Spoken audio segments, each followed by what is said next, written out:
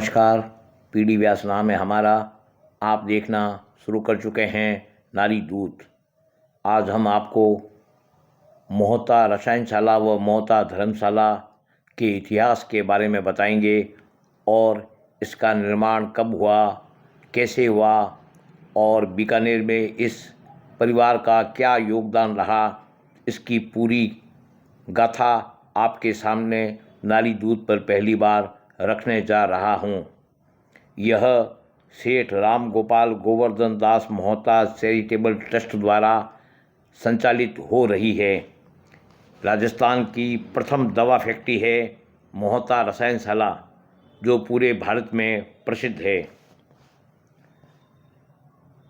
इस घराने ने बीकानेर शहर सहित दिल्ली से लेकर कराची तक अपने विकास की इबारत लिखी और अनेक भवनों का निर्माण कराया।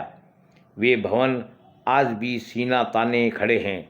शहर की मोहता धर्मशाला, मोहता रसायनशाला, MM school, MM ground, Kashi Vishwanath मंदिर, संसोला तालाब, नेहरू शारदा पीठ कॉलेज, महिला मंडल स्कूल, आनंद भवन, मोती भवन सहित अनेक निर्माण कराई। ये है बीकानेर का सबसे बड़ा व्यापारिक घराना मोहता परिवार। इसी परिवार ने अविभाजित भारत के कराची शहर में मोहता भवन बनाया, जो आज़ादी के बाद पाकिस्तान का गठन होने पर वहाँ पर जिन्ना संग्रहालय में तब्दील हो गया, मगर आज भी ये भवन कराची में मौजूद है। इसी तरह दिल्ली का बीकानेर हाउस भी राजस्थान की शान है और राजस्थान के तमाम VVIP लोग इसी बीकानेर हाउस में ठहरते हैं। इस तरह बीकानेर में यूनिक विकास कार्य कराने में इस परिवार का अमूल्य योगदान है, जिसे कभी भुलाया नहीं जा सकता। इस परिवार ने न केवल बिजनेस में बड़ा नाम कमाया, बल्कि समाज सेवा में भी इनका कोई मुकाबला ही नहीं है। इस तरह इस मोहता परिवार की संपत्ति यत्र तत्र बिखरी पड़ी है और आज उसे संभालने वालों की कमी हो गई है। इसलिए हम इस प्रोफाइल में आज इस परिवार की 3 पीढ़ियों की दास्तां बताने जा रहे हैं। आपको इस परिवार की पूरी पीढ़ियों की जानकारी प्राप्त करनी है तो कम से कम इस वीडियो के अंत तक आपको बने रहना होगा। इस परिवार का देश भर में चर्चित घराने में जिनका सबसे बड़ा योगदान है, वो नाम है सेठ सदासुख मोहता का। इनका जन्म 1787 में बीकानेर में हुआ था। वे नाड़ी विज्ञान में अति निपुण थे। सदासुख जी एक प्रसिद्ध नाड़ी वैद्य के रूप में चर्चित थे। इन्होंने यह विद्या नथमल जी पुरोहित के परिवार की एक बूढ़ी डोकरी महिला से सीखी थी। नाड़ी वैद्य के रूप में इनकी प्रसिद्धि दूर दूर हो गई और इनके 4 पुत्र थे, जिनमें से तीसरे नंबर पर मोतीलाल मोहता थे। स्वर्गीय मोतीलाल मोहता का जन्म 1821 में हुआ और 1882 में उनका निधन हो गया। मोतीलाल अपने पिता सदासुख की तरह नाड़ी वैद्य के रूप में चर्चित हो गए थे। इसके बाद मोतीलाल जी के 2 नंबर बेटे जगन्नाथ और अपने परिवार की परंपरा को आगे बढ़ाते हुए आयुर्वेद व नाड़ी विज्ञान में आगे बढ़े। इसी प्रकार मोतीलाल जी के तीसरे नंबर बेटे लक्ष्मीचंद जी भी आयुर्वेद के ज्ञाता बन गए। करीब 50 साल का नाड़ी विज्ञान व आयुर्वेद का तजुर्बा इस परिवार को हो गया, तो इन्होंने अपने परिवार की इस परंपरा को ठोस मजबूत बनाने के लिए आयुर्वेद चिकित्सालय खोला। आज ये जो चिकित्सालय मोहता रसायनशाला का आप देख रहे हैं, मोहता के परिवार के लोगों द्वारा ही खोला गया था, जो आज न केवल भारत में बल्कि विदेशों में भी प्रसिद्ध है। इसी परिवार के स्वर्गीय शिवदास मोहता, स्वर्गीय जगन्नाथ मोहता, स्वर्गीय लक्ष्मीचंद मोहता व स्वर्गीय गोवर्धन मोहता भी कालांतर में अपने पूर्वजों सदासुख मोतीलाल मोहता के पद चिन्हों पर आगे बढ़े। इस तरह राजस्थान के पहले आयुर्वेदिक चिकित्सा के लिए इस मोहता परिवार ने मोहता रसायनशाला का निर्माण 1915 में कराया और 9 फरवरी 1935 को इसका एक ट्रस्ट बना दिया गया। ये भारत की सबसे पुरानी रसायनशाला है। भले ही अब यहाँ मशीनीकरण हो गया हो, मगर आज भी यहाँ चूर्ण, वटील, रस, भस्म, क्वाथ, अवले, आवष्टिक, तेल, पिष्टी, मंडूर, पिपटी आदि का निर्माण किया जा रहा है। इस मोहता रसायनशाला में निर्मित आयुर्वेदिक दवाइयाँ की विश्वसनीयता आज भी आयुर्वेद क्षेत्र के बाजार में कायम है। आज बाजार में भले ही झंडू, डाबर, बैद्यनाथ व पतंजलि जैसे बड़े प्रोडक्ट है, मगर मोहता रसायनशाला का नाम आज भी बाजार में पूरे आदर के साथ लिया जाता है। मैं आपको इस वीडियो के माध्यम से पहली बार मोहता रसायनशाला में बन रही दवाइयाँ व पैकिंग तक आपको बता रहा हूँ। शायद आप वीडियो देखने के बाद यह महसूस करेंगे कि आपने मोहता रसायनशाला व धर्मशाला का भ्रमण कर लिया है। मोहता रसायनशाला व मोहता परिवार की ओर से आज शहर में 4 स्थानों पर निःशुल्क आयुर्वेदिक दवाइयाँ चिकित्सालय संचालित कर रहा है, जिसमें स्टेशन रोड मोहता रसायनशाला, मोहता चौक व जयपुर रोड स्थित बीएसएफ व बंगला नगर के शिव मंदिर में मोहता परिवार की ओर से निःशुल्क आयुर्वेदिक चिकित्सालय आज भी जनहित में संचालित किए जा रहे हैं। जब बीकानेर में महाराजा गंगा सिंह जी के कार्यकाल में रेल सेवा प्रारंभ हुई तो रेलवे स्टेशन के बाहर वीरान एरिया था, जो जंगल से कम नहीं था। बीकानेर शहर परकोटे के अंदर बसा हुआ था। रात को बीकानेर के सभी दरवाजे बंद हो जाया करते थे। तब शहर में आने वाले यात्रियों को ठहराने के लिए रात की तरफ से कोई बंदोबस्त भी नहीं था। अब रेलगाड़ी में सवार होकर बीकानेर उतरने वाला यात्री रात कहाँ बिताएगा, इस तरह की समस्या खड़ी हो गई। ऐसे में रेलवे स्टेशन के बाहर एक धर्मशाला का निर्माण कराया जाना अति आवश्यक हो गया था। ये कहानी बड़ी रोचक है। उस समय राज ने मोहता परिवार से स्टेशन के बाहर मोहता धर्मशाला बनाने का अनुरोध किया। इसे मोहता परिवार ने स्वीकार कर लिया। मोहता परिवार जनहित में धर्मशाला बनाएगा तो राज परिवार की तरफ से हर संभव मदद की सुविधा दी जाएगी। इस प्रस्ताव पर मोतीलाल के चारों पुत्र शिवदास, जगन्नाथ, लक्ष्मीचंद व गोवर्धन दास ने विचार विमर्श किया और धर्मशाला बनानी शुरू कर दी। बीकानेर राज परिवार ने 15,000 गज जमीन मोहता परिवार को अलॉट कर दी।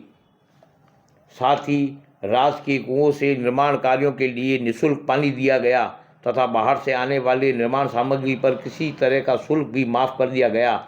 इस तरह बीकानेर की पहली धर्मशाला इसी परिवार ने बनाई, जो आज भी बीकानेर की शान है।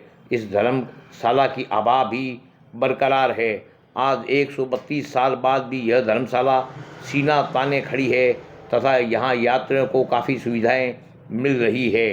बीकानेर शहर में विभिन्न प्रतियोगी परीक्षाओं के छात्र छात्राओं को मोहता धर्मशाला में निःशुल्क आवास मुहैया कराया जाता है। इस ट्रस्ट के मैनेजर योगेश पुरोहित ने बताया कि प्रतियोगी परीक्षार्थियों को कमरे निःशुल्क देते हैं। सर्दी में उन्हें नहाने के लिए गर्म पानी की सुविधा दी जाती है और सुबह चाय नाश्ता भी दिया जाता है, जो निःशुल्क। ये परंपरा मोहता परिवार की तरफ से वर्षों से कायम है। उन्होंने कहा कि आज़ादी के बाद देश में हुए 1952 के प्रथम आम चुनाव में इस मोहता परिवार को प्रधानमंत्री जवाहरलाल नेहरू ने चुनाव लड़ने का ऑफर दिया। मोहता परिवार ने मना कर दिया। तब गंगानगर सीट, जो उस समय आरक्षित थी, इस सीट के लिए कोई नाम सुझाने का आग्रह किया, जिस पर मोहता परिवार की तरफ से अपने ही एक कर्मचारी पन्ना लाल बारूपाल का नाम सुझाया तो नेहरू जी ने बारूपाल को टिकट दे दिया। कालांतर में पन्नालाल बारूपाल एक बड़े कांग्रेसी नेता साबित हुए। इसी मोहता परिवार के एक सदस्य मूलचंद मोहता नामक युवा की अकाल मौत हो गई। इस पर नियमानुसार मृत्यु भोज का प्रावधान था, मगर इस परिवार ने मृत्यु भोज नहीं किया और उसकी एवज में शहर के परकोटे के भीतर एक ज़मीन खरीदकर वहां स्कूल का निर्माण कराया और वो मोहता मूलचंद नामक स्कूल खोली, जो आज भी सरकार के अधीन है और MM स्कूल के नाम से पूरे बीकानेर में फेमस है। इस मोहता परिवार का कपड़े का बड़ा कारोबार कराची में था उस समय कराची में एक अंग्रेज व्यापारी के साथ इनकी पार्टनरशिप भी थी। वहाँ एक विशालकाय कोठी का निर्माण कराया गया। उनका नाम मोहता निवास था। आज़ादी के बाद भारत का विभाजन हो गया और पाकिस्तान का गठन हुआ तो वहाँ के शासक मोहम्मद अली जिन्ना ने उस भवन को अपने कब्जे में ले लिया और मोहता परिवार सारा सामान समेट कर बीकानेर आ गया। उस मोहता निवास में आज भी पाकिस्तानी सरकार का जिन्ना संग्रहालय संचालित हो रहा है। इसी तरह आज़ादी से पहले बीकानेर से कराची रेल संचालित होती थी। तब लूनी रेलवे स्टेशन पर रेलगाड़ी रुकती थी, मगर वहाँ स्टेशन के बाहर कोई धर्मशाला नहीं थी। तब मोहता परिवार ने लूनी रेलवे स्टेशन के बाहर धर्मशाला बनवाई, जो आज भी कायम है। इसकी देखरेख आज भी बीकानेर में मोहता परिवार के मैनेजर योगेश पुरोहित करते हैं। आप हैं मोहता रसायनशाला के मार्केटिंग हेड मोहन पुरोहित। इनसे बात करते हैं यहाँ की व्यवस्था के बारे में और मार्केटिंग, इस दवाइयों की मार्केटिंग के बारे में। सर नमस्कार, आपका नाइट व्यू चैनल पर स्वागत है। नमस्कार सर। सर आप बताइए आपके ये जो मार्केटिंग के बारे में कुछ। सर सबसे पहले मैं संस्था की कोर प्रिंसिपल्स के बारे में बात करना चाहूँगा। तो हमारा जो कोर प्रिंसिपल है वो ये है कि हमें एक गुणवत्ता से भरी हुई दवाई को प्रोवाइड करना है अपने आम जन को, और उसको एक रीजनेबल रेट में हमें प्रोवाइड करना है। ये उद्देश्य से ये संस्था जो है पिछले 110 साल से जो है वो काम कर रही है, और पिछले 2 सालों में इन्होंने अपना टर्नओवर जो है उसको 2 गुना कर दिया, और इसका सारा श्रेय जो है वो इनके कोर प्रिंसिपल्स को ही जाता है, जहाँ पे इनका कॉम्प्रोमाइज़ क्वालिटी के साथ में नेगेटिव 0 है। हम we don't compromise with our quality. तो मैं आमजन से भी यही निवेदन करूँगा कि वो जितना हो सके वो उतना आयुर्वेद और हमारी कंपनी को सपोर्ट करे, हमारी गुणवत्ता को जो है उसको उपयोग करे, और फिर अपनी स्वास्थ्य को जो है उसमें वृद्धि भी करे।